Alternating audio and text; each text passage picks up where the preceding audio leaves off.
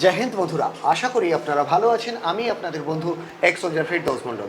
আপনারা হাজির pre defence একাডেমিতে। বন্ধুরা, প্রি ডিফেন্স একাডেমিতে যে সকল পরীক্ষার্থী এবছরের মাধ্যমিক পরীক্ষা দিল তাদের জন্য আমরা 11 এবং 12-এর স্কুলের ব্যবস্থা করছি। অর্থাৎ তারা একাদশ এবং দ্বাদশ শ্রেণীর পড়াশোনার সাথে সাথে গভর্নমেন্ট সার্ভিস অর্থাৎ ডিফেন্সের চাকরি, এক্ষেত্রে BSF, CSF, CRPF, SSB, ITBP, Assam Rifles, NIA, SSF বা ইন্ডিয়ান আর্মি, নেভি, এয়ারফোর্স বা স্টেট পুলিশ, কলকাতা পুলিশ, আবগারি পুলিশের জন্য তাদের আমরা ফিজিক্যাল ট্রেনিং এবং চাকরির জন্য যে এডুকেশন প্রয়োজন আছে সেই কম্পিটিটিভ এক্সামের জন্য তৈরি করব। অবশ্যই সাথে সাথে মাধ্যমিকের এক্সামটি তাদের মানে প্রথাগত যে শিক্ষা সেটিও থাকবে। আমরা এটি অবশ্যই ওদের স্কুলের মধ্যে ইনক্লুড করে দিয়েছি। এক্ষেত্রে স্কুলের যে স্কলারশিপগুলো পায় সেগুলোও কিন্তু ছাত্র বা ছাত্রী পাবে। আমাদের এখানে ওদের সপ্তাহে 6 দিন ক্লাস হবে, একদিন ছুটি থাকে এবং ওদের সপ্তাহে একটি এক্সামও হবে। গার্জেন পক্ষ জানতে পারবে এক সপ্তাহে আমাদের স্টুডেন্ট কতটা ডেভেলপ করেছে, আর অবশ্যই সপ্তাহে একদিন গার্জেন এসে দেখা করতে পারবে। তো আজকের আমরা একটি স্টুডেন্টকে পেয়েছি যে এবছরের মাধ্যমিক পরীক্ষা দিয়েছে। স্টুডেন্টটির প্রচণ্ড জেদ এবং ওর সাথে ওর বাড়ির কিছু লোক এসছে, অতএব ওর সঙ্গে একটু কথা বলে। হ্যাঁ, তোমার নাম কি? অর্পিতা কোনায়। কোথায় বাড়ি? মুর্শিদাবাদ থেকে এসেছি, কান্দি ব্রাহ্মণপাড়া। মুর্শিদাবাদ বাড়ি? হ্যাঁ। বাড়িতে কে কে আছে? বাবা, মা, ভাই, ঠাকুমা আর বড় মা। আচ্ছা, আজকে সাথে কে কে এসেছে? মা এসছে আর দিদা এসছে। দিদা, দাদুও তো এসছে দেখলাম। হ্যাঁ, দাদু এসছে। দাদু তো নিচে বসে আছে। হ্যাঁ। উনি এসেছিলেন, উনি একটু অসুস্থ, দ্বিতীয়বার ফের উপরে উঠতে পারছেন না সিঁড়ি দিয়ে, সেই জন্য নিচে বসিয়ে রাখা হয়েছে। তো মাধ্যমিক পরীক্ষা কেমন হয়েছে? ভালো হয়েছে। কিসে চাকরি করতে চাও? পুলিশের চাকরি। কেন করতে চাও? কেন মানে ছোটবেলা থেকে একটা জেদ আছে, পুলিশের চাকরি করব তাই।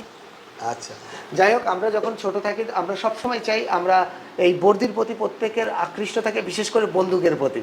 তো সেই সূত্রে বাচ্চাবেলায় খেলনাতে সবথেকে আগে আমি অন্তত বন্দুকটাকেই পছন্দ করতাম। তো পরবর্তীকালে সেটাই আমার রুজিরুটিতে পেনের পরে বন্দুকের স্থান হয়। তো তুমি যখন চাকরি পাবে তোমারও অবশ্যই গভর্নমেন্ট সকল সুযোগ সুবিধা দেবে। একজন সোলজার হিসাবে যে সুযোগ সুবিধা প্রত্যেকে পেয়ে থাকে তুমিও পাবে, বুঝতে পেরেছ? তো যাই হোক, তোমার অনেক জেদ আছে আমি শুনেছি, আর বাড়ির সঙ্গেও কথা বলেছি। মায়ের সঙ্গে তাও একটু কথা বলে নিই। দিদি, আপনি আশীর্বাদ স্বরূপ যদি কিছু বলতে চান। বাচ্চার হোস্টেল দেখেছেন আপনি? আমি সব দেখে এলাম, আমার খুব ভালো লেগেছে। আমি চাই আমার মেয়েটা একটু মানুষের সাথে মানুষ হোক, একটু নিজের পায়ে দাঁড়াক, ওর আশাটা পূর্ণ হোক, ওর একটা স্বপ্ন। আমরা গ্রামের মানুষ, বাবা খেটে খাই, তোর বাবারও খুব ইচ্ছা আমার মেয়েটা একটু কিছু করুক, এরকম আর কি। কষ্ট যখন পরিশ্রম করতেছে। আপনি বললেন ওর বাবা আজকে কাজে যায়নি? না, আজকে যায়নি। আজকে যে মেয়ে এখানে আসবো কি হবে না, ঠিক আমার মেয়ে এখানে জায়গা পেয়েছে কিনা সেটা জানার জন্য, সেই আনন্দটা যায়নি কাজে। আচ্ছা, তাই দিয়ে ফোন করবো, বাড়ি যাবো, দিয়ে তারপর তাহলে ঠাকুমার সঙ্গে একটু কথা বলে নিই। হ্যাঁ, দিদার সঙ্গে কথা বলবো। দিদা নমস্কার স্যার।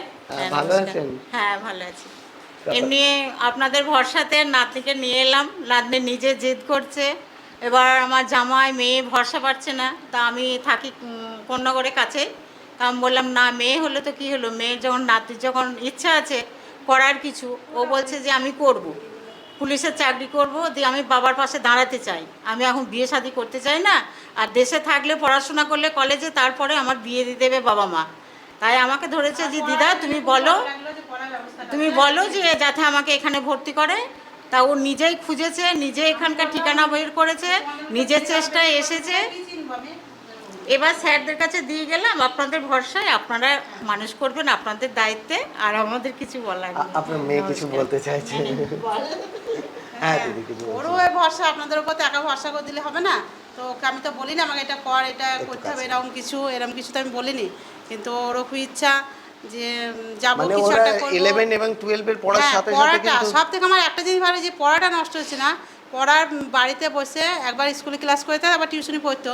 হ্যাঁ, এই যে পড়াটা হচ্ছে, আর তার থেকে ভালো বাড়িতে মানে বসে একসাথে সময়টা দুটোই কাজ হয়ে যাচ্ছে। দুটোই কাজ হয়ে গেছে। এটার জন্য খুব ভালো লেগেছে, বলি ওখান থেকে আসা যে আমার পড়াও হচ্ছে, আমার গাইড একটা ঠিকঠাক ভালো জায়গাতে, মেয়েটা মানুষ হবে, ভালো পরিবেশে থাকবে, আর অথচ আমার কাজের জন্য কোথাও বেরোতে ছুটতে হবে না। দুটো জিনিস আপনি পাবেন। এক হচ্ছে একাদশ শ্রেণীর অর্থাৎ ক্লাস 11 এর রেজাল্টটা কেমন হচ্ছে সেটাও আপনার খেয়াল রাখার হ্যাঁ, প্রয়োজন হ্যাঁ, আছে। সে তো একদম। সাথে সাথে উচ্চ মাধ্যমিকের রেজাল্টও কেমন হচ্ছে, আর গভর্নমেন্ট সার্ভিসের যেটা আছে সেটা তো অবশ্যই। সেটা অবশ্যই। ঠিক আছে, হ্যাঁ। তো ধন্যবাদ। আপনারা আশীর্বাদ করবেন আমাকে, আপনার কাছ থেকে আশীর্বাদ চেয়ে নিচ্ছি। হ্যাঁ, ভালো থাকবেন। আপনিও ভালো থাকবেন, আমার মেয়েটাকে একটু জয় হিন্দ। দেখবেন, ঠিকঠাক মানুষ করবেন।